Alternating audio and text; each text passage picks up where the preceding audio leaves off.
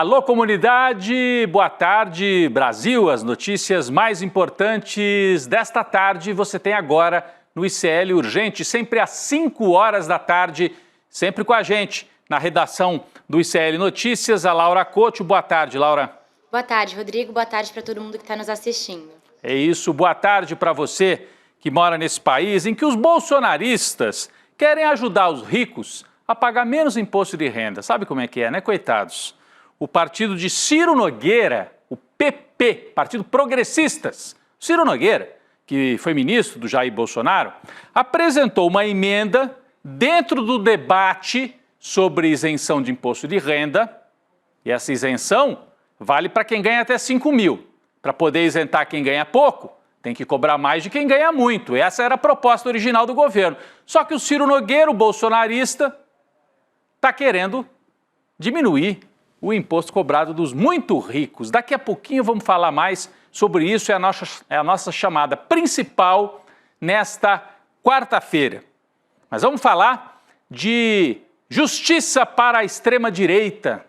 Como é que você cumpre a justiça para a extrema-direita? Eles querem anistia, sempre. Cometem as maiores barbaridades e pedem anistia. O ministro do Supremo Tribunal Federal, Alexandre de Moraes, respondeu hoje à decisão da Justiça da Espanha, que negou o pedido de extradição para o bolsonarista Oswaldo Eustáquio. Você lembra do Oswaldo Eustáquio? Um influenciador, comunicador, muito ativo no governo Bolsonaro, estava sempre naquele cercadinho, fazendo arruaça, espalhando fake news e, por isso, tem pedido de prisão decretada. Só que, valentão, como tantos bolsonaristas, escapuliu para a Espanha. E a Espanha negou o pedido de extradição que foi pedido pelo Brasil, né? Foi feito pelo Brasil. O ministro Alexandre de Moraes, com isso, decidiu interromper também o processo de extradição do búlgaro Vasil Vasilev, que teria cometido crimes na Espanha em 2022 e é acusado de ter feito tráfico de cocaína em Barcelona. Vamos com mais detalhes sobre esse ponto aqui. Laura Couto. Rodrigo, na decisão, o ministro Alexandre de Moraes disse que a Espanha descumpriu o requisito da reciprocidade no tratado de extradição que mantém com o Brasil, que está previsto na lei da imigração. Na segunda-feira, a Espanha, como você falou, negou a extradição do influenciador bolsonarista brasileiro Oswaldo Eustáquio com o argumento de que o governo do Brasil tem evidente conexão e motivação política para o pedido. Vale lembrar que o Eustáquio tem 2 mandados de prisão preventiva no Brasil por determinação do Supremo Tribunal Federal por ameaça, corrupção de menores e tentativa de abolição do Estado Democrático de Direito pelos atos do 8 de janeiro. Ele está foragido da Justiça desde 2023, Rodrigo. Pois é, esse Oswaldo Eustáquio, Laura, a gente conversava antes de começar o programa, usou até a conta da filha, menor de idade, para burlar uma decisão do Supremo Tribunal que dizia que ele não poderia atuar nas redes sociais. Ele passou a utilizar a conta da filha, que era menor, e está sendo processado também por isso. Bom, os bolsonaristas valentões, com essa aí do Eustáquio na Espanha, agora estão espalhados pelo mundo, né? Eles diziam que iam fechar o Supremo, que iam fazer acontecer, todos botaram o rabo entre as pernas e fugiram. Tem bolsonarista fujão na Argentina, no Paraguai, tem bolsonarista fujão de monte nos Estados Unidos e agora tem até bolsonarista fujão na Espanha, Oswaldo Eustáquio. E o Alexandre de Moraes, né, atua ali dizendo que é com reciprocidade. Se a Espanha não vai mandar de volta o Eustáquio, o Brasil também não vai mandar de volta esse búlgaro, né, que os espanhóis querem lá na Espanha, que teria feito tráfico de cocaína na Espanha. Vamos ver. De um lado, um traficante de cocaína, de outro lado, um bolsonarista, né? Mais ou menos equivalentes aí nessa disputa judicial entre Brasil e Espanha. Falando em extrema-direita, vamos agora para o hemisfério norte. Tarifaço de Donald Trump. A Casa Branca trouxe novos detalhes sobre as tarifas de 245% contra a China. Inicialmente, o documento da Casa Branca não explicava os detalhes de como é que os Estados Unidos chegaram a esse cálculo, né?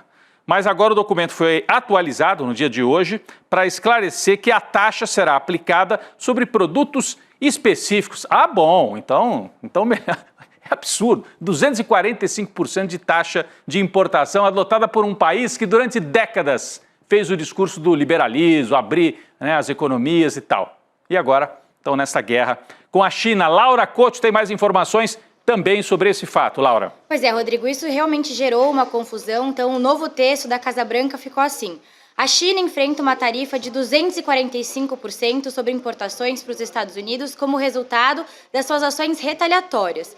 Isso inclui uma tarifa recíproca de 125%, uma tarifa de 20% para abordar a crise do fentanil e tarifas sobre bens específicos entre 7,5% e 100%.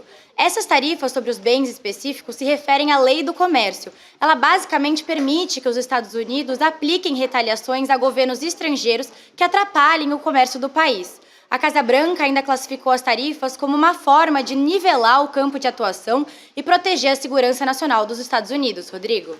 Cada vez que o Trump fala e que a Casa Branca fala através dessas notas, fica claríssimo, né? A soberba, a arrogância dos Estados Unidos que acham que podem falar desta forma com todas as nações do mundo, né? Os Estados Unidos podem retaliar a governos que atrapalhem o comércio do país. Quem é que está atrapalhando o comércio internacional? É a China? Ou é o governo do Trump? Então, essa arrogância, né, que quem estuda um pouco conhece bem, agora está explícita, porque o Trump tirou a máscara e o mundo está podendo ver sem nenhum disfarce. Bem, o porta-voz do Ministério do Exterior da China, Lin Jian, deu hoje uma entrevista coletiva e não confirmou aquela informação que chegou a circular ontem de que a China poderia suspender as compras de jatos da Boeing, né? A Boeing, que é norte-americana. Ontem a gente deu essa notícia aqui, que poderia vir uma retaliação direta e a China poderia deixar de comprar quase 200 jatos.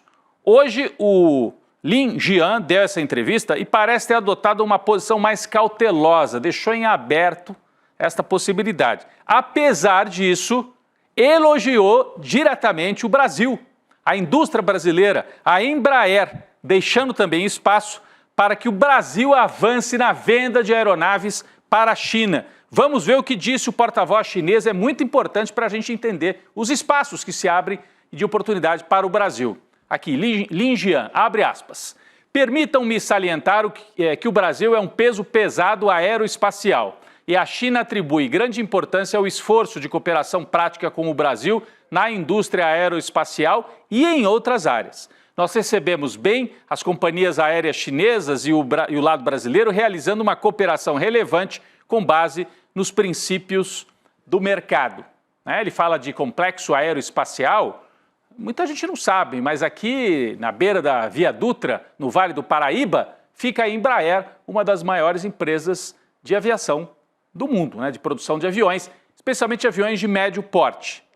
Uma indústria que foi feita com capital estatal de início, depois ela foi privatizada, mas vende para o mundo inteiro. São aviões que são vendidos para o mundo inteiro. Então a China está reconhecendo o peso do Brasil e deixou aberta esta porta para que o Brasil, que já vende muito para a Ásia, possa vender ainda mais se a guerra comercial permanecer no estágio em que está. Vale lembrar que a Embraer vem buscando há pelo menos 2 anos fechar uma venda de cerca de 20 jatos para aviação civil lá na China. Mas, por enquanto, sem sucesso. Quem sabe agora é a oportunidade de destravar esta venda. Uma oportunidade para o Brasil tomar o lugar dos Estados Unidos e suprir, principalmente, a aviação regional com esses jatos de médio porte. Tem mais atualização sobre a guerra das tarifas com a Laura Couto lá na nossa redação. Por favor, Laura. Rodrigo, mais um destaque sobre o tarifaço, agora falando do Brasil. Senadores e empresários passaram a organizar comitivas para os Estados Unidos como uma forma de buscar alternativas a esse tarifaço. A Confederação Nacional da Indústria, por exemplo, quer reunir 15 empresas brasileiras nessa comitiva, além de representantes dos setores de energia, combustíveis, máquinas e equipamentos. Rodrigo. Muito bem, Laura. Então tá aí o esforço do setor privado brasileiro também, montando aí uma comitiva que pode ir aos Estados Unidos tentando negociar, tentando obter oportunidade de negócio. Aí você fala, mas isso é só para os empresários. Mas pode gerar emprego aqui no Brasil também, né? Pode ser uma oportunidade para a economia brasileira como um todo, num momento de tanta turbulência. Não seria a primeira vez, hein? Lá nos anos de conflito gravíssimo, na época da Segunda Guerra Mundial, o Brasil aproveitou a disputa entre, né, de um lado os aliados, do outro lado a Itália, a Alemanha nazista, e conseguiu arrancar concessões importantes dos Estados Unidos, fazendo a siderurgia brasileira na época do Getúlio Vargas, né? E também dando passo aí para o Brasil se industrializar naquele período. Laura Couto, urgente lá da nossa redação, tem mais atualizações, Laura? Pois é, Rodrigo, a China convocou uma reunião do Conselho de Segurança da ONU para falar sobre essas tarifas e está acusando o governo Trump de bullying. A carta foi enviada para os 193 Estados-membros da União e a reunião foi convocada para a próxima quarta-feira, dia 23. Enfim, é isso, Rodrigo, de atualização que eu tenho para você. É importante, a China convocando, pedindo, né, uma reunião de emergência das Nações Unidas para tratar deste ataque, que é um ataque comercial, mas que vai se agravando, né, com características realmente de um ataque específico à China. Quando você põe as tarifas em 245% e diz para os outros não, fica claro que o alvo é a China e a China está pedindo uma reunião especial da ONU para tratar deste ponto. Bom, o Trump ataca a economia chinesa, provoca turbulência na economia mundial, turbulências, e também ataca direitos civis. A gente tem visto aí, está expulsando estudantes árabes, estudantes palestinos, simplesmente pelo fato de defenderem o direito dos palestinos, está atacando universidades, e agora ele fez mais uma, hein? O governo dele. Vou trazer aqui para vocês. A deputada federal Erika Hilton recebeu um visto do governo dos Estados Unidos em que é identificada com o gênero masculino. Isso foi feito pelo governo dos Estados Unidos. Ela iria participar de um evento, do evento Brasil Conference, no próximo sábado. Por se tratar de uma viagem oficial, o visto foi solicitado pela Câmara Americana à Embaixada dos Estados Unidos. Em 2023, durante o governo Biden, a deputada já havia conseguido um visto com sua determinação de gênero como mulher, que é assim que ela é tratada aqui, né? Foi eleita como mulher e é uma deputada brasileira. É importante ressaltar que nos documentos pessoais dela, como a certidão de nascimento, Erika é registrada como mulher e agora desrespeitada, atacada por um governo estrangeiro. Está feito o registro, mais aí um indício, se precisava de mais um, do que significa o governo de Donald Trump, um avanço da extrema-direita, que vai na economia, a gente fala muito da economia, porque afeta aqui o Brasil, mas afeta principalmente os direitos civis, como a gente está vendo nesse caso, em que atinge diretamente uma deputada brasileira. Vamos falar da política nacional, um alerta feito hoje pelo governo Lula. O governo disse que o orçamento federal corre risco de uma espécie de apagão, não agora, mas a partir de 2027, um próximo governo, que pode até ser do Lula, se ele for reeleito. Os motivos para isso: a inclusão dos chamados precatórios dentro do limite do teto de gastos. Precatório é aquele pagamento que o governo é obrigado a fazer por uma decisão judicial. Alguém teve a casa desapropriada pelo governo para fazer metrô, por exemplo. Tem o direito de receber. Aí fica anos e anos discutindo na justiça, aí vem, tem que pagar. Durante os últimos anos, abriu-se a possibilidade dos precatórios saírem dessa conta do teto de gastos, né? Você pode pagar os precatórios e eles não vão entrar como despesa que conta nesse teto de gastos. Só que a partir de 2027 acaba. Então, se você vai gastar com precatório, diminui o dinheiro que você tem para as outras despesas. Esse é um problema a partir de 2027. O outro problema seríssimo é o gasto excessivo com emendas parlamentares. O governo tem um orçamento em que boa parte dos gastos quem decide são os deputados, da maneira que a gente conhece. Então, de acordo com o projeto de lei de diretrizes orçamentárias que foi enviado pelo governo para o Congresso, em 2027 o espaço para gastos de custeio e investimentos vai encolher 86 bilhões de uma vez só. Por causa disso, muda a regra e os precatórios entram na conta, né? Em 2027, para você ter uma ideia, a despesa não obrigatória cairia para 122 bilhões. Só que quase metade disso está reservado para as emendas dos próprios parlamentares. Com isso, na prática, o próximo presidente da República teria no seu primeiro ano de gestão apenas 65 bilhões para gastos do próprio executivo. Você vai falar, apenas 65 bilhões? mas é apenas, é pouco, né? Porque você tem que fazer os gastos obrigatórios de saúde e de educação. E esse valor quase que não dá para fechar. Por isso está feito o alerta, o relator do projeto, Carlos Zaratini, do projeto de diretrizes orçamentárias, que é do PT de São Paulo, disse que a projeção é preocupante e classificou a PEC dos precatórios aprovada no governo Bolsonaro como um dos motivos para esse problema, porque o Bolsonaro empurrou com a barriga e jogou para frente. E vai chegar a conta lá em 2027. É um tema um pouco complexo, mas é importante a gente acompanhar. É um debate importante na economia. Bom, vamos falar da nossa manchete principal hoje aqui no ICL Urgente? O senador Ciro Nogueira, presidente do Partido Progressistas, apresentou uma emenda ao projeto de lei da isenção do imposto de renda para quem ganha até R$5.000. Está aqui na manchete do iclnoticias.com.br. Emenda do PP dificulta a isenção para quem ganha 5 mil e protege os milionários. É o bolsonarismo protegendo os milionários, como eu estava explicando no começo do programa. Para você isentar quem ganha até 5 mil, você precisa cobrar mais de alguém. E qual era a proposta do Haddad, do governo Lula? Cobrar de quem ganha mais de R$50 mil por mês. Né? Colocar uma alíquota de 10%. O Ciro Nogueira está com pena desse povo. A Laura Couto vai explicar melhor para a gente que proposta foi essa, Laura, apresentada pelo partido do Ciro Nogueira. Rodrigo, a proposta ela reduz a alíquota do imposto mínimo sobre a renda dos milionários de 10% para 4%. O problema é que isso faria cair em cerca de 80% o potencial de arrecadação da medida, de 25 bilhões para 5 bilhões. Com isso, o governo ia ter um rombo aí na arrecadação planejada e seria obrigado a buscar novas formas para sustentar essa isenção do imposto de renda para quem ganha até R$5.000. A justificativa do senador Ciro Nogueira é de proteger pequenos e médios empreendedores, mas beneficia, na verdade, um grupo reduzido de pequenos empresários. A emenda também contempla outros 40 mil milionários que vão pagar muito menos do que estava previsto inicialmente no programa do Lula, no projeto do Lula. Pois é, então o Ciro Nogueira está querendo proteger milionário. E ele avisou que ele ia fazer isso, Laura. O ICL trouxe com exclusividade, algumas semanas atrás, aquela conversa do Ciro Nogueira dentro do auditório do BTG. Uma conversa aí com o pessoal do mercado financeiro, com a Faria Lima, né? Ele está cumprindo agora aquela promessa que ele fez para os ricos que estavam ali escutando.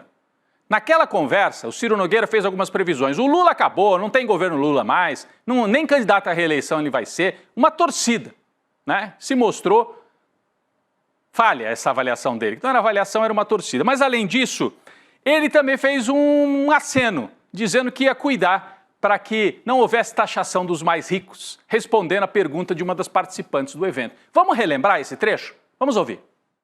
O que consta? Quais são os pilares dessa proposta? Aqui está todo mundo taxado nos acima dos 50 mil, então não tem uma redação... como o parlamentar votar contra a isenção para quem ganha R$5.000. Não tem como. Nós temos que ver a questão da compensação. Essa é a notificação, a proposta que nós vamos... Nós temos que ver com a questão da compensação. Ele diz assim com uma voz bem mansa para a moça lá, né? Nós vamos dar compensação, nós vamos ajudar vocês, porque eu não posso votar contra isentar quem ganha até 5 mil, isso não. Mas eu posso dar um jeitinho na compensação. E as contas públicas que se danem. Depois eles saem aí nos jornais dizendo o Haddad tem que cuidar das contas públicas e tal, sendo que ele está ajudando a abrir um rombo nas contas públicas com esta proposta de proteção aos multimilionários. O Brasil é um dos lugares do mundo onde milionário menos paga imposto. O presidente Lula participou hoje à tarde da celebração do Dia do Exército pelo 3º ano consecutivo. A celebração aconteceu no quartel-general da instituição, no setor militar urbano em Brasília, lá perto de onde fizeram aquele acampamento, lá golpista, né? Chamado Forte Apache, é assim que eles chamam lá, em Brasília. O evento abriu espaço para um curioso encontro entre Lula e o general Hamilton Mourão, ex-vice-presidente no governo de extrema-direita de Jair Bolsonaro, entre 2019 e 2022. Aí o cumprimento assim, formal, até elegante, de Lula com o Mourão, que era e é de direita, de extrema-direita, estava lá na chapa, mas ficou de fora, ao que tudo indica, das articulações golpistas.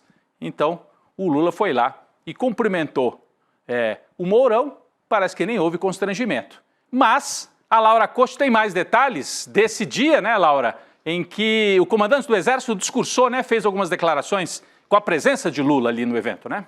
Exatamente, Rodrigo. O discurso do comandante do Exército, o general Tomás Paiva, foi focado em tentar aproximar o Exército com a população. O mote do discurso foi Exército Brasileiro igual a você. No seu discurso, o comandante citou o cenário internacional e reforçou aí a defesa contra as ameaças internacionais. O general também reforçou uma imparcialidade da Força do Exército e o compromisso de servir com o que ele chamou de missão constitucional, Rodrigo. Lembrando que o general Tomás Paiva é um daqueles que os bolsonaristas atacavam, né? Lembram que o Braga Neto, que está preso, dizia tem generais aí que são melancia, que são verde e amarelo por fora, mas que na verdade são vermelhos. Por quê? Vermelhos não, não aderiram ao golpe. Um deles é esse, que está aí à frente do Exército e participou com Lula deste evento, enquanto o Braga Neto está preso e virou réu, né? Essa a diferença entre eles. Mas falando em réu, o ex-presidente Jair Bolsonaro segue internado no hospital DF Star em Brasília. O quadro está estável, sem grandes novidades, e aí você me pergunta, então por que você, Rodrigo, está falando do Bolsonaro de novo? Bom, porque é importante a gente observar como ele tem feito da internação um espetáculo político e midiático. Tem divulgado vídeos em série. A gente aqui mal presta atenção e fica cansado e fica assim, nossa, que coisa deprimente, a maneira como ele usa, né, como se apresenta como uma vítima. Mas de ontem para hoje aconteceu um passo a mais. O nosso colega Leandro Demore fez uma leitura muito importante sobre um dos vídeos divulgados pelo Bolsonaro em que a mulher dele, a Michele, aparece lavando os pés do Bolsonaro dentro do hospital, numa referência a uma parábola bíblica. Vamos acompanhar a análise do Leandro Demore para a gente ficar atento a esse movimento no bolsonarismo. Vamos lá. Então ontem o Bolsonaro mandou um recado para Tarcísio, para Zema, para Ratinho, para Eduardo Leite, para Caiado, para Gustavo Lima, para Valdemar da Costa Neto, para Faria Lima, para todo mundo que pensa que o Bolsonaro já está morto politicamente. Ele mandou um recado para bagunçar ainda mais esse jogo. Olha o vídeo que o Bolsonaro postou nas redes sociais ontem, lançando praticamente, né, a ideia da candidatura da Michele Bolsonaro. Esse vídeo, gente, onde não se fala nada nesse vídeo, é uma encenação bíblica vagabunda, que é o que essa gente sabe fazer, uma leitura torpe e cretina da Bíblia. Jesus Cristo, se voltasse à Terra, possivelmente ia cagar essa galera de pau, que foi o que Jesus fez. O único ato de violência de Cristo foi para bater em gente parecida com o Bolsonaro, né? E eu não poderia imaginar nada diferente para chegar e falar, para de usar o meu nome desse jeito, né? E aí fizeram uma encenação bíblica sem falar nada para mandar recado para toda a direita e extrema direita. É isso, é uma espécie de passagem de bastão, porque a gente fica olhando isso e às vezes não compreende bem, mas lá nas internas do bolsonarismo o recado está dado. A Michele é a personagem que está com o Bolsonaro, mais perto do Bolsonaro e que pode assumir esse bastão de uma candidatura, né? E ele gravou esse vídeo não foi por outro motivo, para avisar os outros candidatos da direita e da extrema direita que ele, Bolsonaro, tem o comando da sucessão que vai ser necessária, porque ele está inelegível, além de estar sem condições clínicas também, se não estivesse inelegível, de concorrer à presidência em 2026. Vamos ficar atentos, o que está acontecendo agora. Então ele vira réu, ele começa a ser julgado e ele começa a fazer os movimentos também. Isso desorganiza, hein, a extrema-direita por um lado, porque Caiado, Eduardo Bolsonaro mesmo, que é o filho, esse aí está junto, mas Ratinho, Tarcísio ficam olhando e falam, opa, acho que tem gente na minha frente para levantar a bandeira do bolsonarismo em 2026. Falando em extrema-direita e golpista, um agente da ABIN, né, agência de inteligência, afirmou à Polícia Federal que foi obrigado a transportar relógios de luxo do Catar para o Brasil. Está aqui nesta manchete aqui no telão. O objetivo era entregar os relógios ao então diretor da agência, o Alexandre Ramagem, um dos que viraram réus na decisão do Supremo. Esse agente da ABIN disse ter sido constrangido por uma assessora de Ramagem a fazer o transporte dos itens. A defesa de Ramagem afirmou que os relógios foram recebidos, catalogados pela ABIN e encaminhados ao museu da instituição. A informação está sendo investigada pela polícia, pela PF, no inquérito da ABIN Paralela. Mas tem outra história, né, envolvendo a ABIN que saiu hoje. Laura Couto, qual é a outra história, além dessa dos relógios aí do Catar, Laura?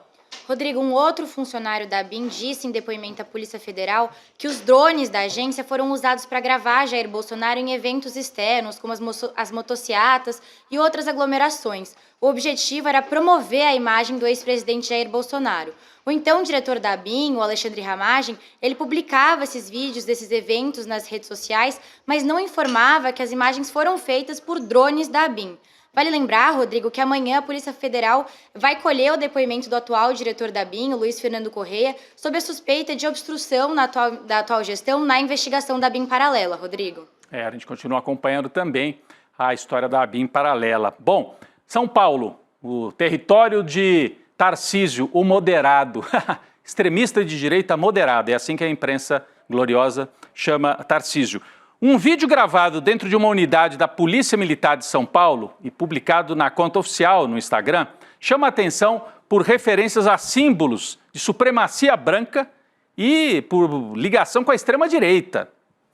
Com o braço em riste e uma cruz em chamas, os novos oficiais do 9º Batalhão de Ações Especiais, em São José do Rio Preto, participaram de uma cerimônia macabra. Vamos ver.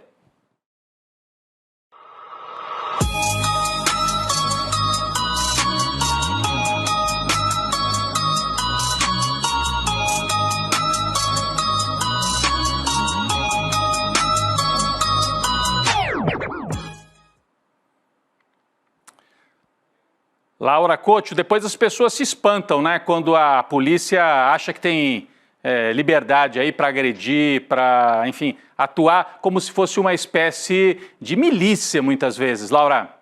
Pois é, Rodrigo, esse evento ele era o fim do estágio operacional quando os novos agentes eles são incorporados no pelotão da Polícia Militar. Só que esse evento, assim, é comum que aconteça à luz do dia, com juramento sobre bandeiras no estado de São Paulo. Só que durante a gravação, a gente até disse que vai honrar o batalhão em sacrifício da própria vida. Então a gente vê um extremismo muito grande, né, Rodrigo? É, um extremismo que está nos símbolos, que está nessa história das chamas e que está, inclusive, nesta frase que a Laura trouxe aqui para a gente. Pessoal, hoje, no ICL Notícias, primeira edição, Eduardo Moreira trouxe uma denúncia grave. Estão despejando pessoas em situação de rua e também usuários de droga dentro daquele território, né, que é uma comunidade importante na Zona Sul de São Paulo, de forma absolutamente desumana. Essa situação está afetando de forma direta o cotidiano de milhares de pessoas que vivem ali em Paraisópolis e que já enfrentam a falta de oportunidade, a omissão do poder público. Está aqui, quem quiser mais detalhes, está no nosso site iclnoticias.com.br. É urgente, Paraisópolis precisa de você, a campanha que está sendo lançada, foi lançada já hoje pelo Eduardo Moreira no N1 e, aliás, ele vem no N2 daqui a pouquinho para explicar melhor como é que isso vai ser feito, como é que nós vamos apoiar a comunidade de Paraisópolis. Estamos falando de uma vaquinha para ajudar a construir a primeira escola de tecnologia e comunicação de Paraisópolis. Vamos juntos mudar essa história, vamos mostrar a força da nossa comunidade. Laura Couto. Rodrigo, a gente até agora atingiu a arrecadação de R$ 98.600, então aí quase 50% da nossa meta de R$ 200 mil. Então vamos continuar apoiando aí, contribui com icl.com.br/ajuda, pessoal. Muito bem, está feito o convite e daqui a pouquinho no N2 Eduardo Moreira vem explicar melhor a importância desta ação que está sendo feita, coordenada aqui pelo ICL. A aula de ontem com o Eduardo Moreira foi incrível, milhares de pessoas puderam aprender, né? A gente teve uma aula do Investidor Mestre 2.0. O Investidor é o programa, o Investidor Mestre, o programa de educação financeira para que você aprenda como salvar o seu dinheiro. Você tem pouco? Mais importante ainda é salvar. Se tem um pouco mais, tem que saber como investir, não ficar só na mão das dicas do gerente de banco.